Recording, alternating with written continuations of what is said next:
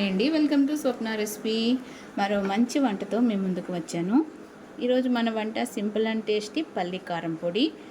వేడి వేడి అన్నంలో ఈ పల్లి కారం పొడి వేసుకొని నెయ్యి వేసుకొని తింటే అద్దిరిపోతుంది. అన్నంలోకే కాదండి, ఇడ్లీ, దోశ, వడ, బోండా, చపాతి, ఉప్మా, పొంగల్, ఎనీ టిఫిన్లోకి అద్దిరిపోయే రుచితో చాలా కమ్మగా ఉంటుంది పల్లి కారం పొడి. మా ఇంట్లో మేము ఎలా ప్రిపేర్ చేసుకుంటామో పద్ధతి, తయారీ విధానం అయితే చెప్తాను.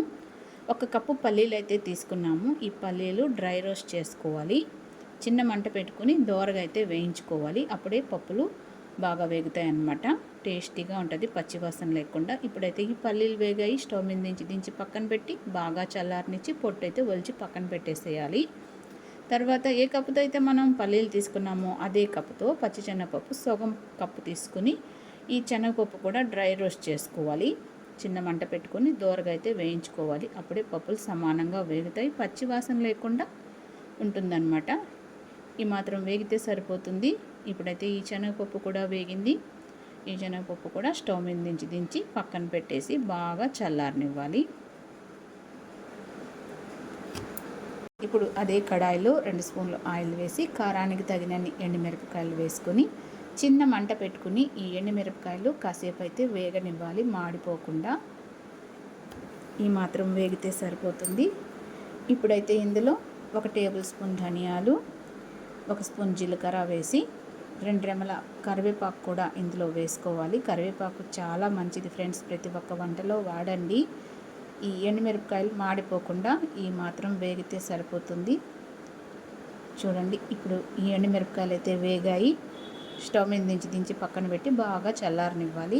ముందుగా మనం వేయించి పెట్టుకున్న వేరుశనగపప్పు, పచ్చిశనగపప్పు బాగా చల్లారనిచ్చి ఇప్పుడైతే వీటిని మిక్సీ చేసుకోవాలి. మొదట మనం వేరుశనగపప్పు, పచ్చిశనగపప్పు మిక్సీ చేసుకోవాలి. అన్నీ కలిపి ఒకసారి మిక్సీ చేసుకోకూడదు, అతుక్కోపోతాయి అన్నమాట, జిడ్డుగా ఉంటుంది. ఫస్ట్ పప్పులు అయితే మిక్సీ చేసుకోవాలి. బరగ్గా ఈ విధంగా మిక్సీ చేసుకోవాలి.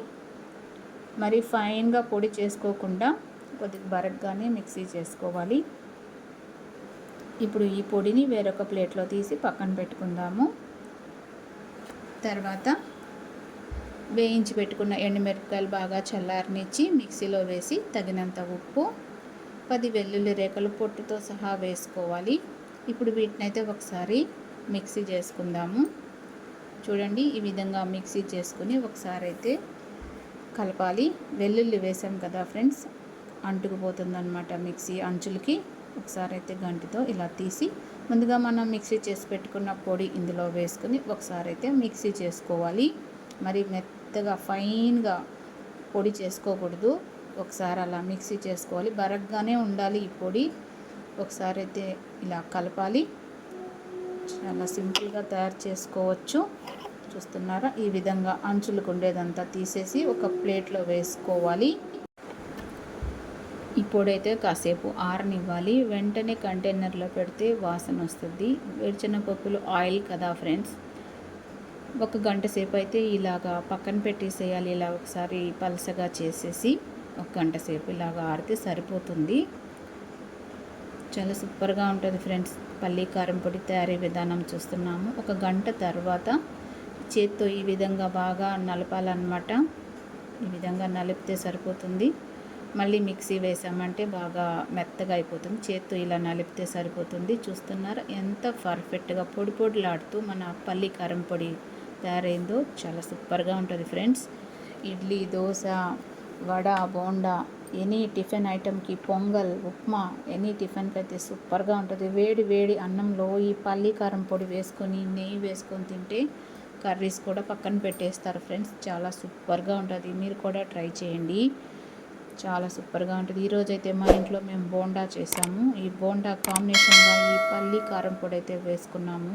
టేస్ట్ అయితే అల్టిమేట్గా ఉంది, చాలా సూపర్గా ఉంది నిజంగా ఫ్రెండ్స్. చాలా టేస్టీ ఉంది. మీరు కూడా ట్రై చేయండి, చాలా సింపుల్గా తయారు చేసుకోవచ్చు పల్లి కారం పొడి. చూస్తున్నారా ఎంత పర్ఫెక్ట్గా రెడీ అయిందో. చాలా బాగుంది ఫ్రెండ్స్. మీరు కూడా ట్రై చేయండి. మీకు ఎలా వచ్చింది కామెంట్ చేయండి. కొత్త వాళ్ళు ఎవరైనా ఛానల్ చూస్తే సబ్స్క్రైబ్ చేసుకోండి. మరో మంచి వంటతో మళ్ళీ కలుద్దాం. Bye bye friends.